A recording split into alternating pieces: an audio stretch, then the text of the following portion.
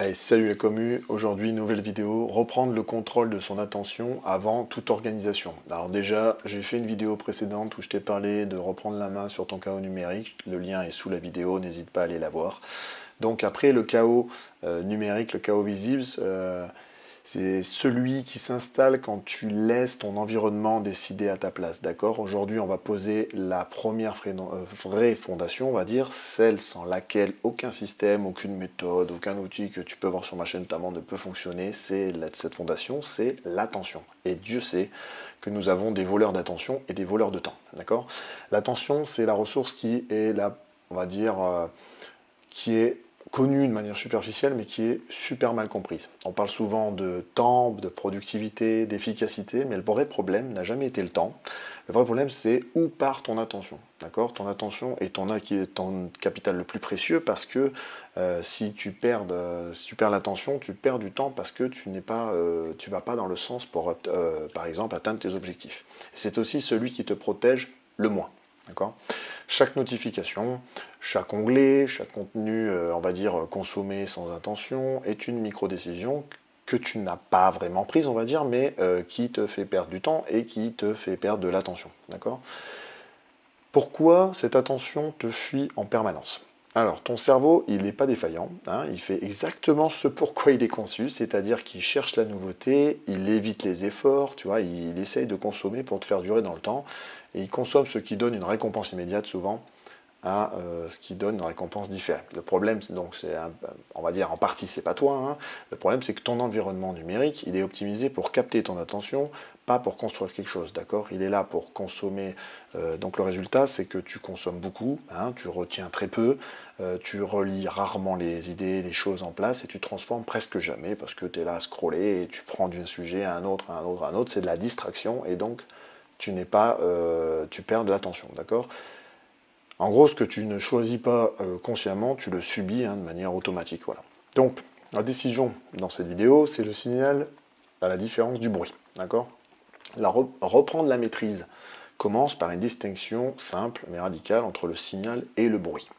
Le bruit, c'est ce qui réagit à l'actualité, flatte l'instant, disparaît vite, ne construit rien de durable. Hein, ce qui te donne, comme on dit, une récompense immédiate. Le signal, c'est ce qui traverse le temps, repose sur des principes, nourrit une compréhension et peut être réutilisé, relié, approfondi, ce qui t'emmène vers quelque chose qui te permet d'atteindre tes objectifs. Tant que tu n'as pas fait cette distinction, bah, tu nourris ton cerveau et ton esprit comme tu nourris par exemple de temps en temps ton corps avec du fast-food, c'est-à-dire que tu vas perdre ton attention et tu vas aller que dans le bruit et pas dans ce qu'on peut appeler le signal. D'accord? Tu ne peux pas produire, on va dire, un travail profond avec une captation ou un traitement des informations de manière superficielle. Ok? Ce que tu peux changer concrètement sans outil, ce que tu dois, je trouve, changer, c'est reprendre le contrôle de ton attention. Pardon. Comme je te le dis, hein, cette vidéo elle est faite pour ça, c'est ne pas obligatoirement consommer moins, c'est consommer différemment. Exemple concret, j'aime bien l'exemple des newsletters parce que j'en suis énormément. Les newsletters, par exemple, il faut commencer à foutre, à tuer, à désinscrire des newsletters que tu ne suis plus depuis des semaines. Parce qu'à part charger mentalement et te faire scroller sur tout et perdre du temps, donc te sert à rien parce que tu les consommeras pas parce que c'est un sujet à l'instant T qui te sert pas à grand chose. Il faut sélectionner voilà tes sources d'informations. Il y a plusieurs outils. Moi, j'utilise Flipboard. Bien évidemment, je m'abonne à des newsletters et je me désabonne très souvent à des newsletters que je ne suis plus. Voilà, enfin, il faut déjà commencer par filtrer ce que tu veux consommer et reprendre la main là-dessus. Donc il faut commencer à te poser des questions comme est-ce que ce contenu sera encore utile pour moi par exemple dans un an? Est-ce que je peux construire quelque chose en consommant ce contenu, cette information? Est-ce que ça nourrit un projet réel ou juste ma curiosité? À partir de là, quelque chose voilà, va basculer, hein. Tu vas arrêter de scroller par défaut, tu redeviens dans l'intentionnel, voilà, et tu reconstruis une relation adulte avec l'information. C'est un peu comme, comme la technique qu'on peut t'expliquer pour les gens qui sont fans du shopping. Avant d'aller acheter un truc, dis-toi si tu en as vraiment le besoin et surtout, attends une journée avant d'aller l'acheter. Tu verras déjà, le lendemain, Tu vas vite comprendre si c'était une envie passagère, une folie passagère, ou si tu en avais vraiment besoin. Parce que si tu en as vraiment besoin et que tu as une fonction réelle à ce vêtement, le lendemain, normalement, bah, c'est que ça persiste et donc c'est que tu iras acheter le vêtement parce que tu en as vraiment besoin. Alors après, tu vas me dire, ouais, mais on peut être très fort et on peut attendre une journée ou 2 jours et quand même aller se l'acheter.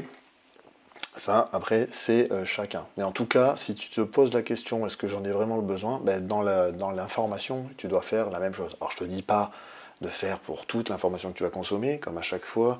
On n'est pas là pour programmer la moindre seconde de ta vie, on n'est pas là, je ne suis pas là pour te donner des méthodes pour recadrer la moindre seconde de ta life. Tu as le droit de scroller, on a le droit de consciemment passer du temps sur des choses qui nous servent à rien. Enfin, typiquement, moi, je vous parle tout le temps de suivre des séries US. Voilà, ben, c'est mon moment à moi où mon cerveau il est sur pause. Je suis des séries US et je sais qu'elles vont rien m'apporter à part du divertissement et c'est ok, d'accord. Mais l'objectif, voilà, c'est de te poser des questions. Est-ce que c'est utile pour moi? Est-ce que je vais construire quelque chose dessus? Est-ce que ça m'intéresse encore? Est-ce que je peux... comment dire? Est-ce que ça me nourrit? Est-ce que c'est juste une curiosité? Alors, si vous me suivez depuis un certain temps, vous savez que moi, la curiosité, c'est une compétence que je trouve qu'il faut entretenir. Mais la curiosité, voilà, la difficulté, c'est comme c'est le démarrage de quelque chose. La curiosité, voilà, c'est le démarrage, c'est une découverte, c'est le démarrage d'une envie d'apprendre quelque chose. Donc il y a une excitation, il y a une motivation de démarrage. L'objectif là, c'est en consommant cette information, de consolider cette curiosité, de dire bon bah ce domaine m'intéresse, je vais aller plus loin. Ok. La curiosité, c'est le démarrage, c'est la flamme, quoi. Ok. Donc voilà, donc dans la vidéo suivante, bah, j'ai plein d'idées en tête, mais on va essayer, maintenant qu'on a vu de reprendre la maîtrise du chaos numérique et de reprendre aussi son attention en main, ferai peut-être des vidéos en lien avec mon second cerveau, donc je vais voir encore, mais je vais pourquoi pas continuer dans cette liste à aller dans les steps d'après, c'est-à-dire après qu'on ait repris conscience de notre environnement numérique et repris conscience de notre attention.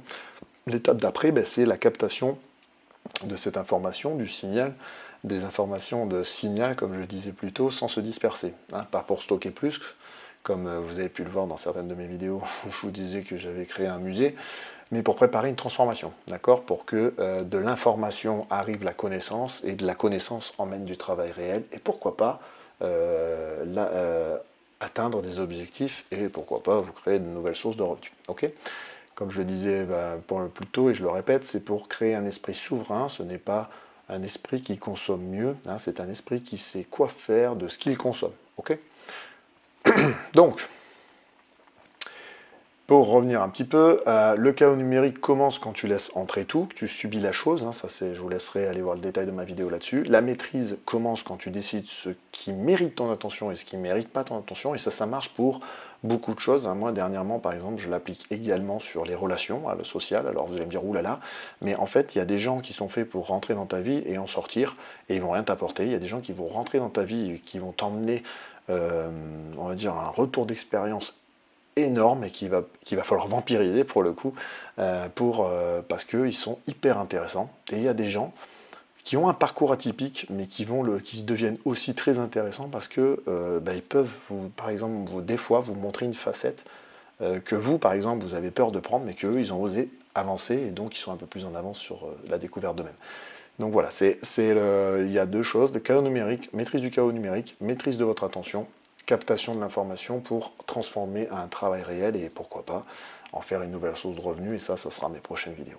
Encore merci de me suivre, n'hésitez pas à mettre des commentaires, à me dire où vous en êtes dans ce step-là, et moi je vous dis encore merci et je vous dis à une prochaine. Ciao ciao.